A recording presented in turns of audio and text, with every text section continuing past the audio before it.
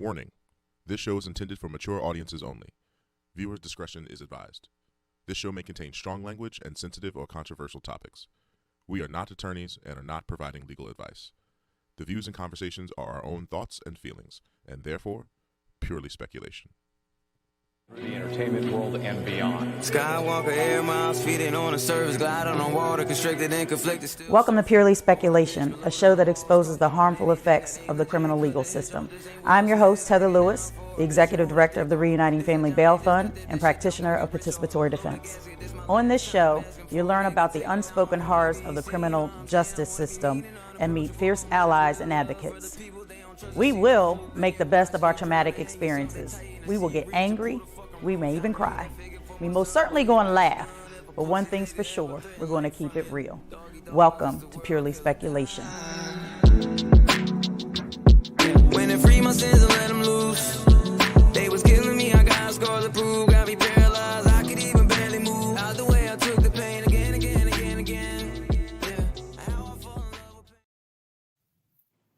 Hey. Welcome to Drama in the Courthouse, Season 2, Volume 19 of our Court Watch edition. You got our Court Watch extraordinaire, Scotty over there. Hey, Scotty. Hey. How you doing? Everything's fine. So, Taria's going to be hopping on, I think, in a minute to kind of add to some of the things, the conversations that she saw. But one of the things that we wanted to talk about, and maybe you can help us understand, because being a paralegal and your background and everything that you did to support your case and get yourself out of incarceration, when a defendant wants to represent themselves, what does that say to you as someone who has gone through the criminal legal system and has dealt with very expensive attorneys and public defenders and the like, and being a paralegal yourself? What does that say to you as a paralegal professional, and then just also somebody has gone through the system? What does that say? Well, just because he had all the right lawyers and they say the right things, they don't always do the right things. And because he says he wants to represent himself, does he have the wherewithal to do that? So the judge has to kind of like figure him out to see whether he's going to allow that to happen or not. Right. And 9 out of 10, he'll let you do that, but he'll also appoint a lawyer to sit there with you to help you through the rough spots. Right.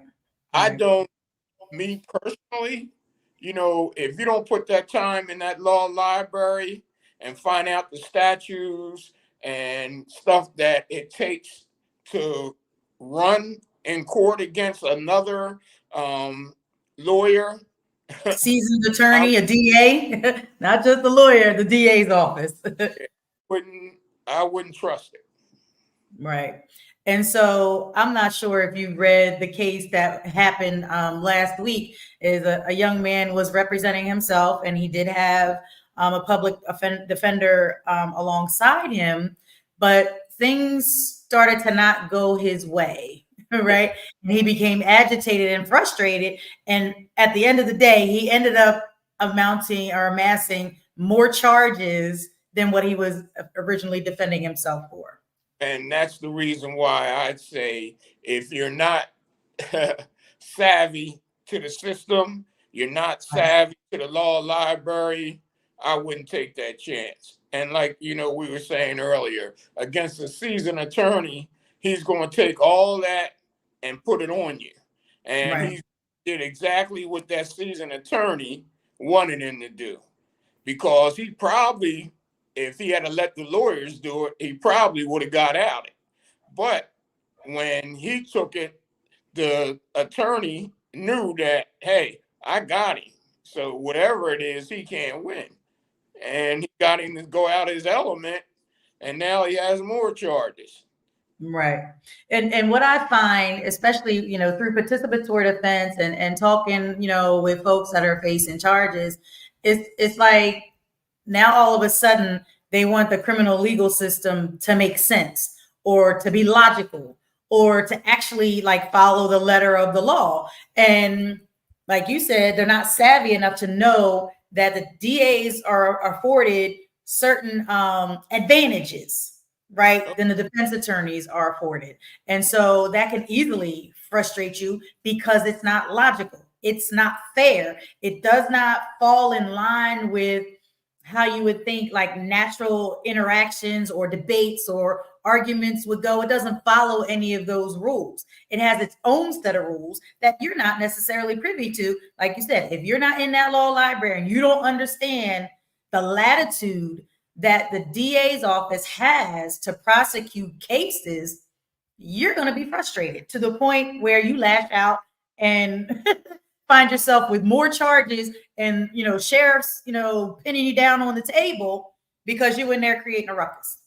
Yeah, but what they don't understand is the DA, when you go into that courtroom and the DA is sitting there, yeah, you see just him, but you don't see behind the scenes.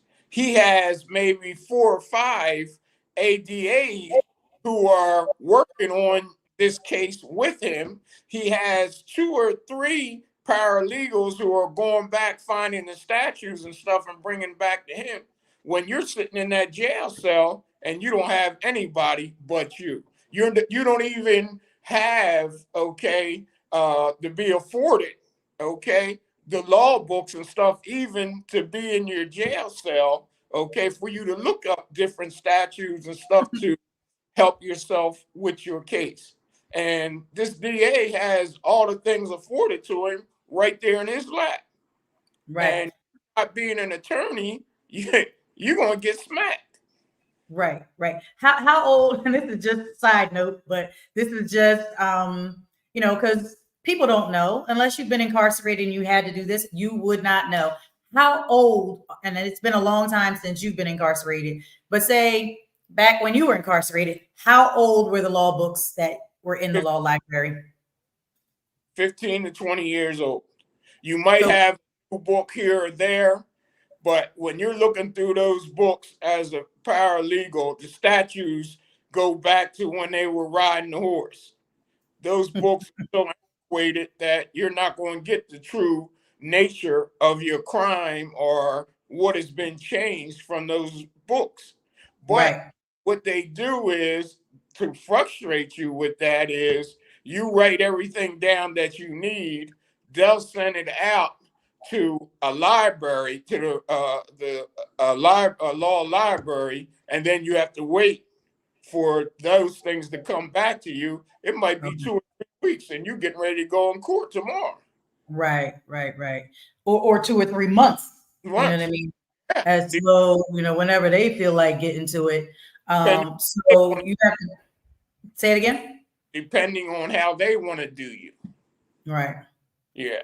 And so a high profile case, they may take their time, they may drag their feet, they may, do a whole lot of things. If you are a person on the inside that, makes a lot of waves or you know what I mean, just, the COs just don't like you because you think this or that, they will delay your stuff. And so when these young kids are going into these systems, and we're talking about teenagers, we're talking about young people, 18, 19 years old, in my mind, is no different than a 15, 16-year-old.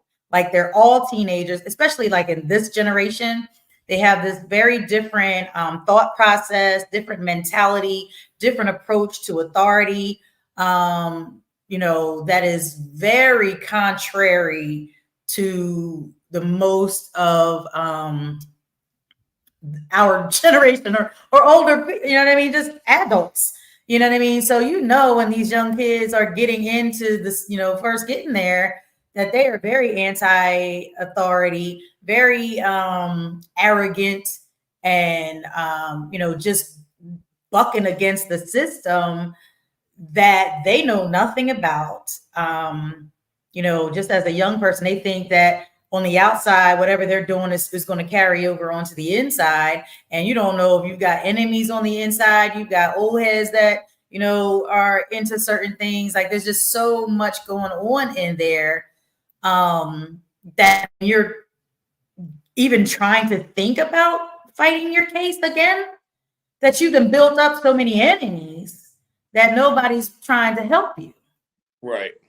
And the other thing about that a lot of times is that if an old head who is savvy in the law library sees you in that law library, sees you trying to do the right thing to get the proper stuff to do your case, they Right. will pick you up.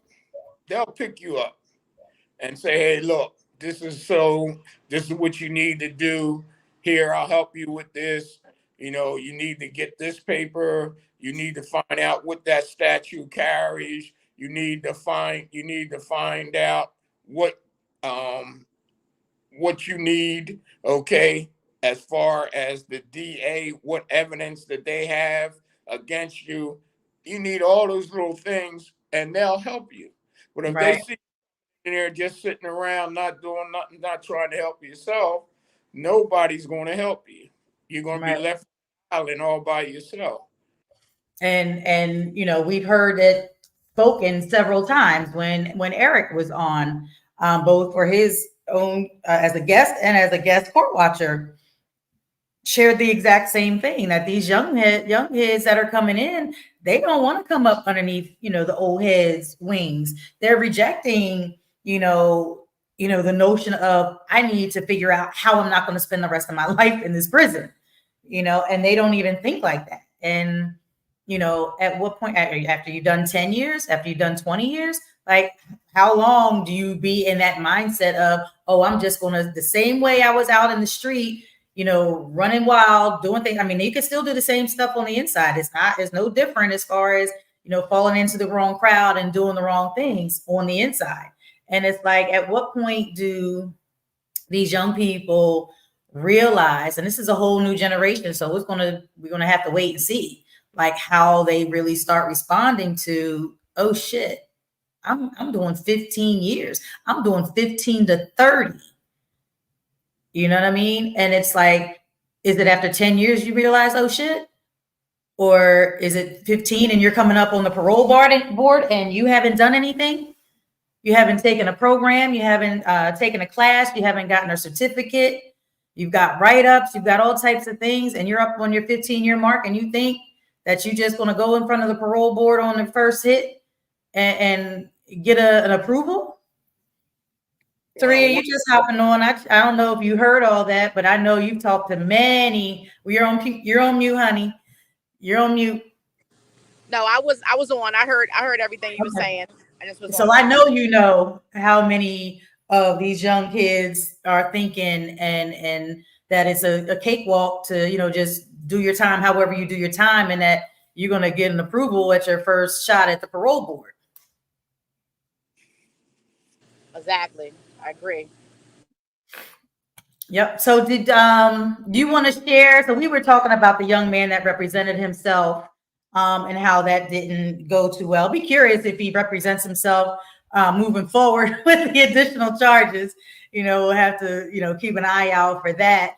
But there was also some other drama in the courthouse last week. Go ahead, Scotty. But it all depends. The judge might make him stay on that case and continue it out. Okay?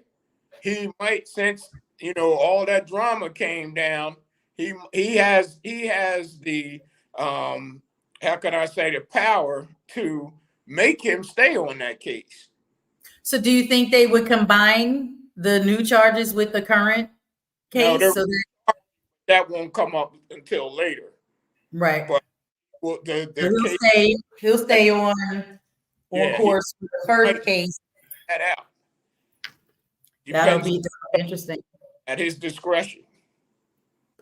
That will be interesting. We'll have to, poke around and see what we find out. So he's supposed to go in front of Judge. He's supposed to go in front of Judge Hakeem on September 11th for the new charges. Okay. So if somebody can be down there, because I'm not going to be able to be down there. Right. Yes. I would like to see how Hakeem rules on that situation with him, with pretty much doing something to a law enforcement agent. Hope Right. apparently, I guess apparently he also went after the judge. Yeah, he lunged over the table or something. Yeah, and then yeah, but they said the judge was allowing him to keep on doing it, and Yes. then I guess when it came to the spitting part, that's when they had to detain him. Right. Because I guess you're allowed to. You're entitled to a zealous defense, right? Yeah, and that's what I'm saying. It depends on the judge whether they're Right. going to continue to defend itself. Yeah. So we'll definitely September 11th get down there. Not to, but they might have the stab in for him. It would be better for him not to Right. Because relinquish the attorney. right. Yeah, that'll be interesting to see how that plays out. We'll definitely keep folks abreast of that. So Taria, like we were talking about the drama in the courthouse last week, a really sad case, which naturally was going to have emotions on 1,000 that created some chaos. You want to share what happened with that situation and were any charges brought? I know that there was some ruckus in the courthouse again. Were any additional charges brought towards the family?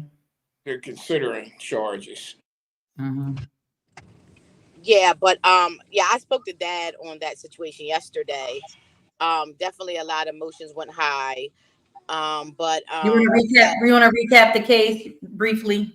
So the case was a sad situation. A young boy lost his life last year to, I'm going to say, negligence. Because that's what it all comes down to: recklessness and negligence. And that's why they're being charged with manslaughter, because they recklessly endangered someone else's life, a 6-year-old boy in this instance. In this instance, I'm sorry. And it's saddening because I spoke to Dad last night, and as I'm sitting back thinking, he's heartbroken. Right. Couldn't even really talk that much on the phone. He just wants no amount of, like he said to me last night, no amount of time is going to bring his son back. Right. But 2.5 to 5 years is a slap in the face. Mm-hmm. And he feels like they was trying to give him more than that on a strangulation and a false allegation of a rape charge. Right. So he was under $500,000 bill, and it's like he had to fight, so he got he got able to come out on Rule 600. Right.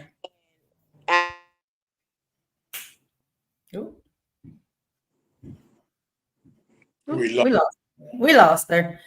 So saying that the father was able to be released from jail on Rule 600 on the case that they tried to get him on, that there was some kind of bodily harm to this child before all.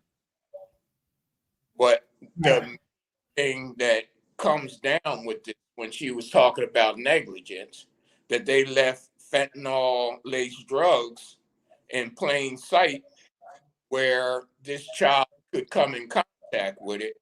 And because of the negligence, as she was saying, this young man lost his life, 6 years old.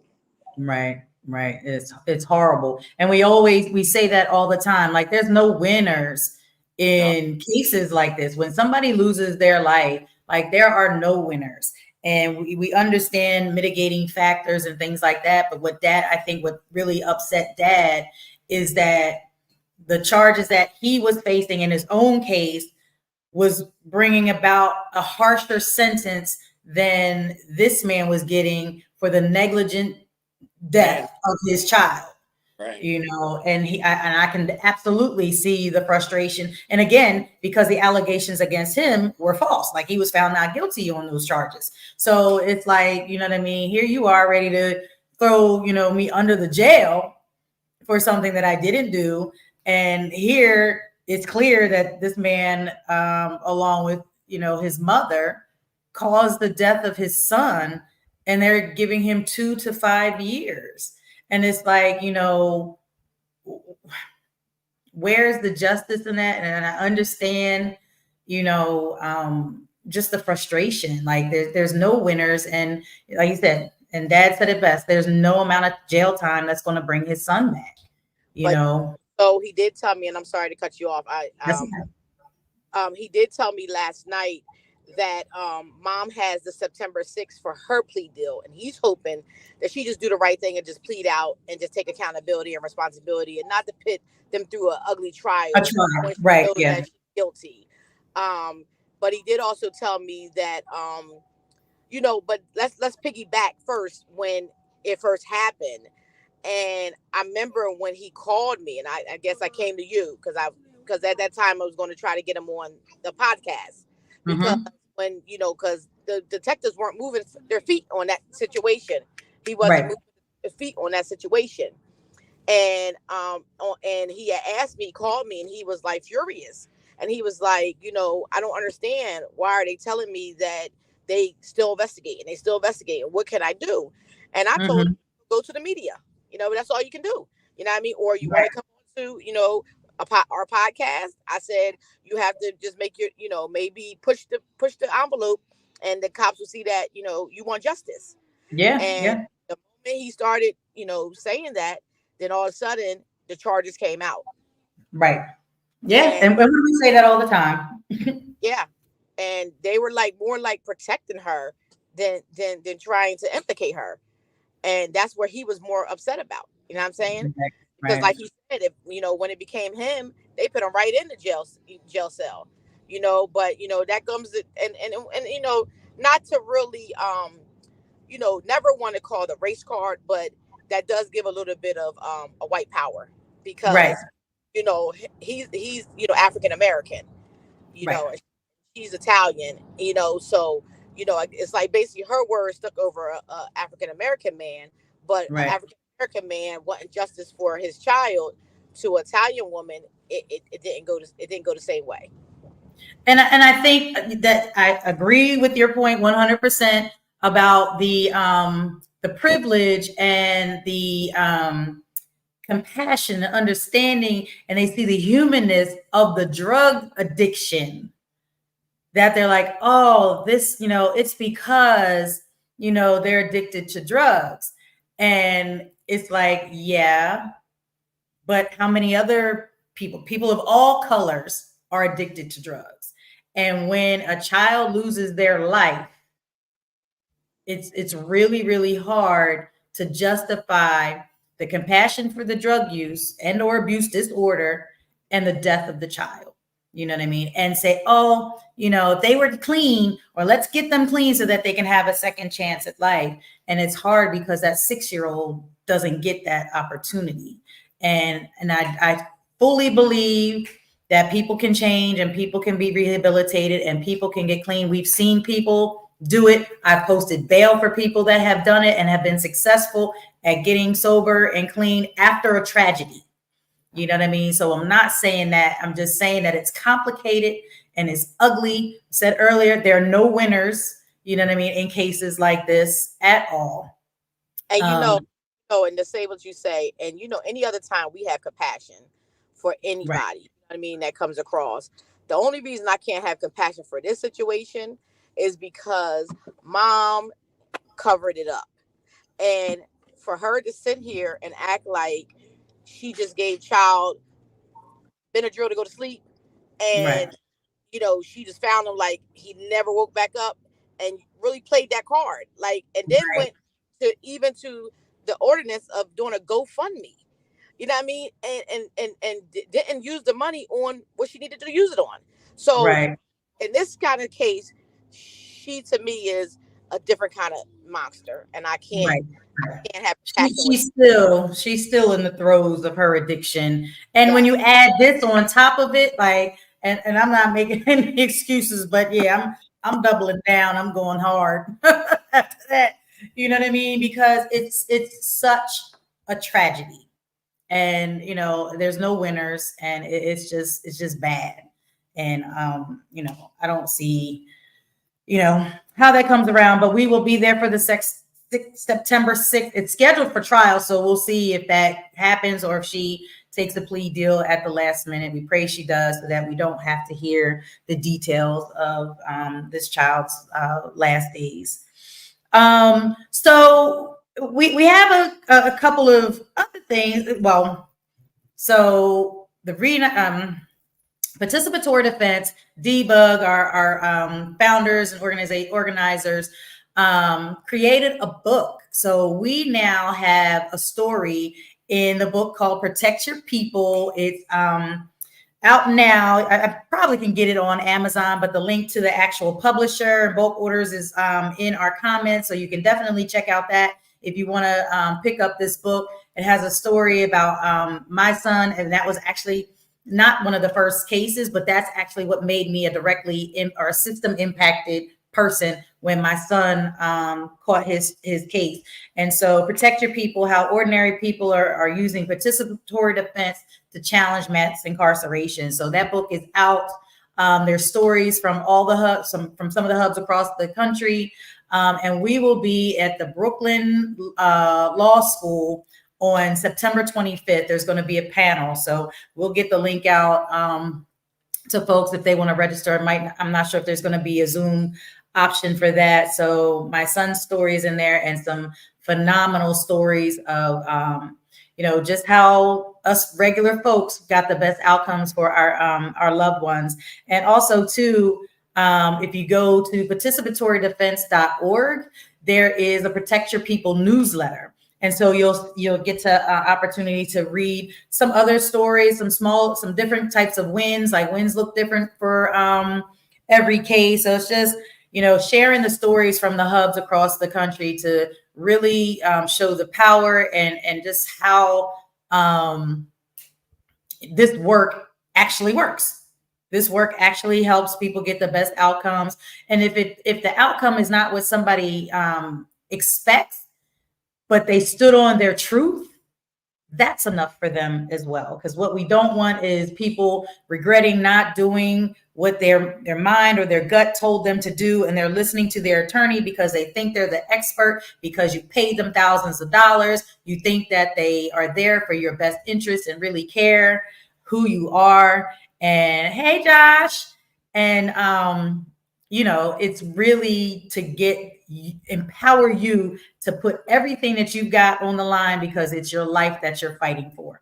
And so we're getting there, and we are keep fighting. And so this is the other thing, and this weighs so heavy on me. I've been talking about it for a while now, since I saw it probably 2 months ago. But there's a man in Missouri, Marcellus Williams, who has been determined to be innocent. He's wrongfully convicted. He is scheduled for execution in September. And the DA, the judges, the defense, the Innocence Project, they all have determined that this man is wrongfully convicted, and the Missouri Supreme Court refuses to stay his execution. Now, Scotty, please tell me that our government, and this is individual states too, so the government of Missouri, I don't know if the feds can step in, but the Supreme Court in Missouri, that they are so bureaucratic that because he's out of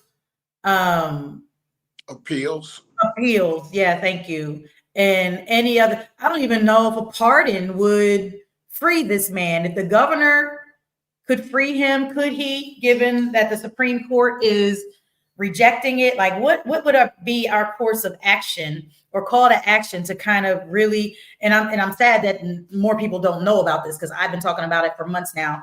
But what kind of call to action can we do? How do we get people? Are we calling the governor? Are we calling the Supreme Court? Like, what are we doing in the state of Missouri that, can get them to take a look? Like they've done news articles and, all that type of stuff. Like what the fuck? The governor can pardon you. Okay. So then we need to flood the governor. But I'm going to tell you this. The feds don't want to step in. They don't want to set precedent that they have helped someone that the Supreme Court has denied. Because when stuff like that happens, it messes up the chain of command. Right. And a man's life doesn't matter to him. We're thinking about hundreds of lives. We're thinking about how many people are also incarcerated that are not guilty of their crime. So they play that card. And if you remember the one day in court when I was saying that this system is just unjust, I mean, it doesn't work for us. Right. And this Caucasian gentleman sitting next to me, who was a lawyer, told me, because this is not your system. This is our system, and it works perfectly for us. And here I am. That this gentleman is in. His life is in their hands, and they're playing tiddlywinks. Right. And here I am talking about that same logic that I accuse these young kids of having. Like, that is so illogical to me that innocence should trump procedure any day of the week, any hour of the day. Like, if they have been proven to be innocent, they need to be released immediately. And it proves, and I don't disagree with you, but I'm always the optimist, right? I'm always optimistic, and I'm always hopeful. I'm always saying, but this is what should be happening, right? It's like they should look at the evidence, realize that there was a mistake, prosecutorial misconduct. This person lied. They withheld boatloads of boxes of evidence that would have given this man the fair trial that he deserved. And so instead of acknowledging and admitting that, they double down and say, nope, we're going to kill you because we don't want to set precedent that we should do this for every innocent person that's incarcerated. Exactly. That's the most crazy thing, the craziest inhumane thing I've ever heard. And that's what it comes down to. If we do you, we got hundreds of others we're going to have to do this for. Right. So it's sad. We do not want to admit that we made a mistake. And sure as day come up in the morning, we made a mistake with you. It's so sad. Like that is heartbreaking. And that's enough to, you know what I mean, make you want to lose your mind, because it's like, geez, I pray that that's never my situation. That never becomes my reality, that I am in that situation. But, you know, we're all a human experience away from incarceration. Just like we say, we're all a paycheck away from poverty. We're all just a human experience away from contact with the criminal legal system. Most of these things, you know, are a result of our human experiences, whether it's our trauma, our substance abuse, we have some mental health disorder, like that causes us to do something that's out of character or, you know, frowned upon. It might not necessarily be something completely illegal, might be on the borderline, but it's a human experience, and it's a human response to a tragedy or a human response to an aggressor or something like that. Because how many times did somebody attack you and you respond that, you know what I mean, you're facing charges? Like, what the hell? I was defending myself, and you find yourself behind bars. Like, that happens more often than not too, you know. And it's like it's at the discretion of the court. Like, you're literally at the mercy. See, in their system, if you're being attacked, after you've been attacked, you go to the courthouse and you file charges against your attacker. Doesn't matter if he beats you darn near to death or you're in the hospital half dead, but you should not raise your hand to defend yourself. And even twofold if you're a felon or if you're on parole, because then automatically it's assault. Right. Or doesn't matter. Something that will send you back to jail after someone attacks you. Right. It's the same thing that I'm sitting on my steps and two guys come by shooting at somebody walking on the other side of the street and shoot me. I'm going back to jail until investigation. Now, I don't have to do with that situation. I got shot. but I'm going back to jail until they do an investigation. Right. Now, And that's wild. That's wild. It's wild. And that's the thing. Like, if these kids really understood what they were playing with, you know what I mean? They're not playing with fire. They're playing with grenades and atomic bombs and things like that. Stuff that just is life altering. You know what I mean? It's like y'all need to pay attention, because once they smack that gavel and tell you getting life or 15 years, like Eddie Murphy and Martin Lawrence, that judge hit that gavel and gave him life. Life. Think about the guy, okay, in California. He spent 48 years in jail. And they try to give him parole. He said, I'm not guilty. I'm not guilty. I did not commit this crime. After 48 years, they found that the prosecutor and the witnesses lied. And they freed this man. After 48 years, he was in prison. They had a settlement of $7.5 million. And now the government is fighting to take that money back. They want to take the money back or take some taxes? They want to take the money back. They're fighting in court the settlement that he got. 48 years this man spent in jail, wrongfully convicted because of the. Kudos to him, though, because how many people would have just accepted that guilty plea and to go home? Mm-hmm. Right? Wrongfully convicted. He said, I'm not doing that. He said, I'm not doing it because I'm going to stay here till y'all get it right. And now you want to take this man's money. But if he had said I committed that crime, none of this would have even came to the forefront. Right. Yeah. And that's why they do that too. You know what I mean? They know what happened. They just don't want you to tell what happened, because once you say, yeah, I did it, it's a lie. None of that matters. None of that other stuff matters. Doesn't matter that the DA lied and the witness lied and everybody in there lied. Yeah. Innocent project can't get you out. 48 years. I thought I was going to go home and be able to rest. Like, this stuff, it's just like, it just blows my mind. Like that, when they talk about evil in the world, yeah, it's evil when, you know what I mean? Somebody murders someone, but how is it any less evil when you have people strategically and intentionally setting you up? And these are people that are held, that take oaths.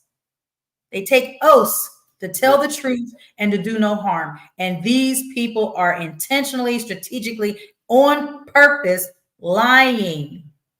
For what? Their conviction rate? Build up their case level.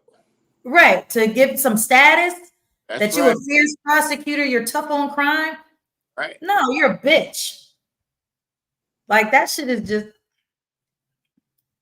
I don't want to go on a rant, but it's wild. It is just so wild to me that people, they don't have a conscience. They don't have, do they believe? Is there a heaven or hell?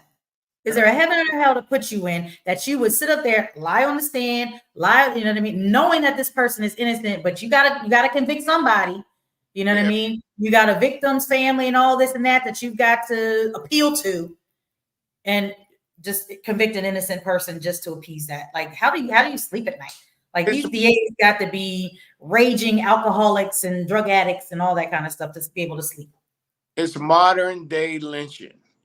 Black for sure are throwaways. It's always black and brown people. We're throwaways. We're counted as people. So why do I worry about whether you're going to spend the rest of your life in prison? Why do I worry about that you might get electrocuted?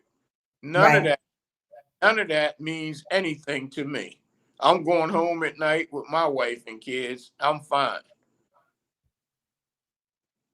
It is very, very disturbing. So there's one other case in good old Georgia. All right.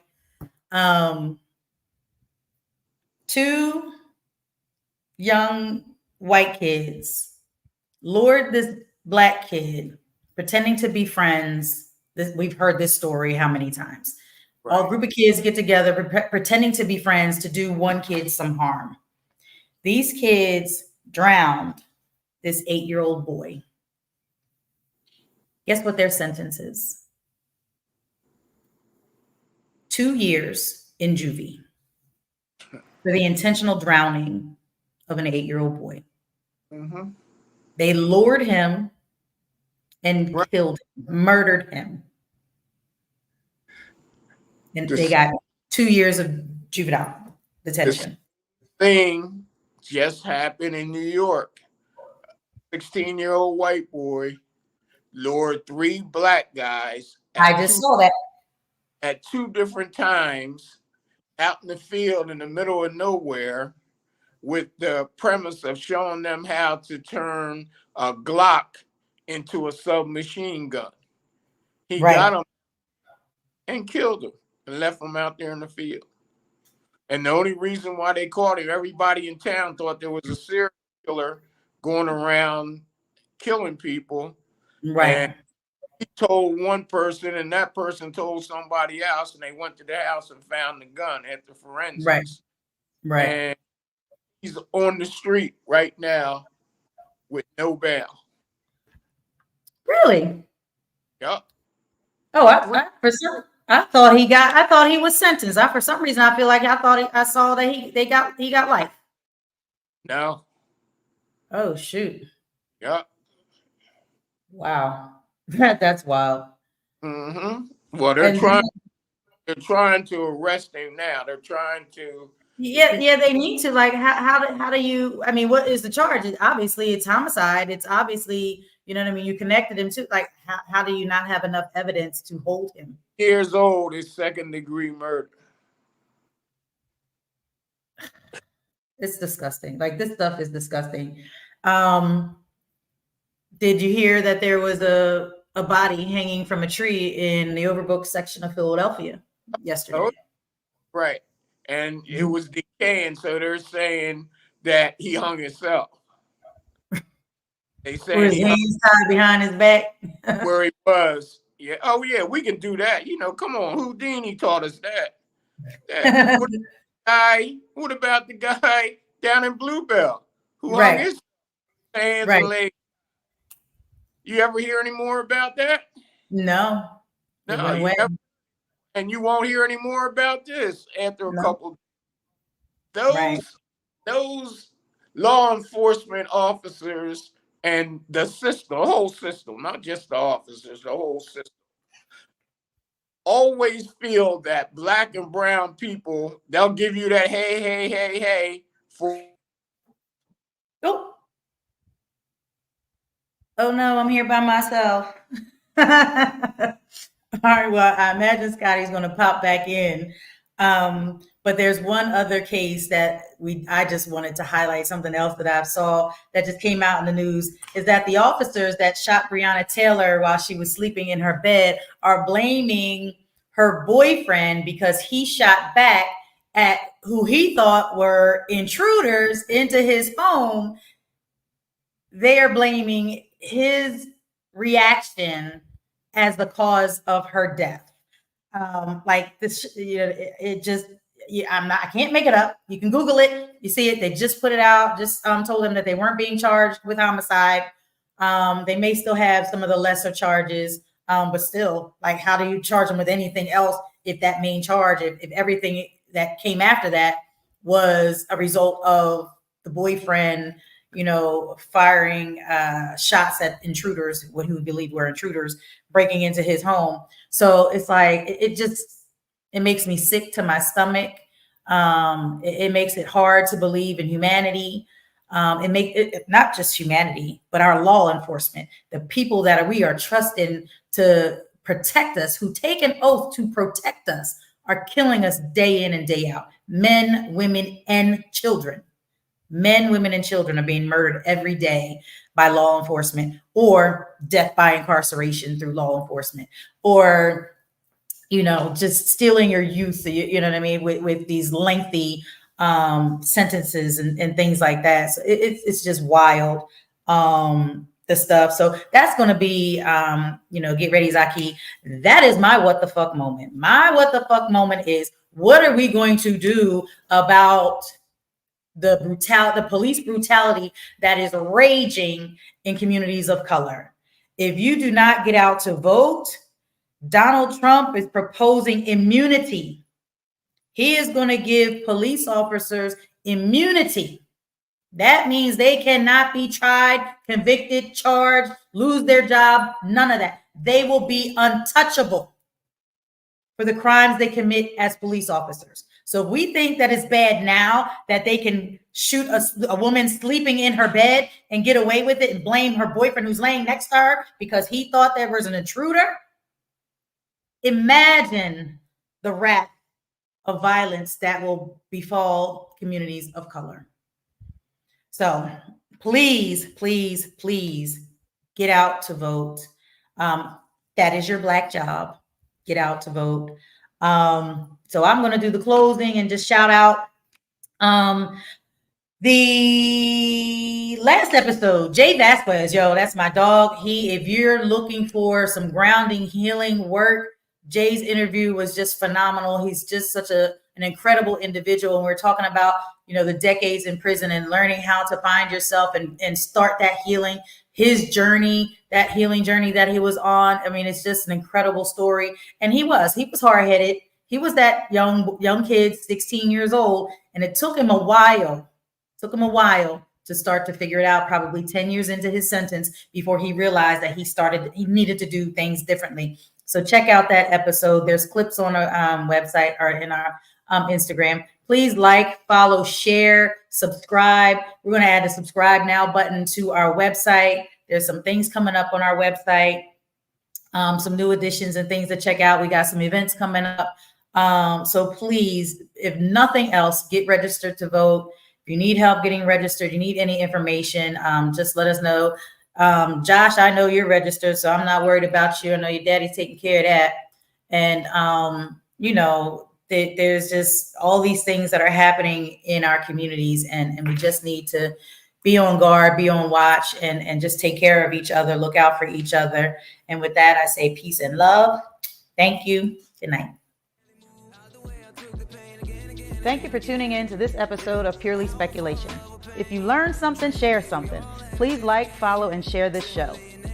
The more our communities know, the more they are empowered, and the faster we can create change. Purely Speculation would not be made possible without the generous support of the Community Justice Exchange, the Health Sparks Frank E. Boston Black Justice Fund, Philadelphia Foundation, and Reform Alliance. Thank you.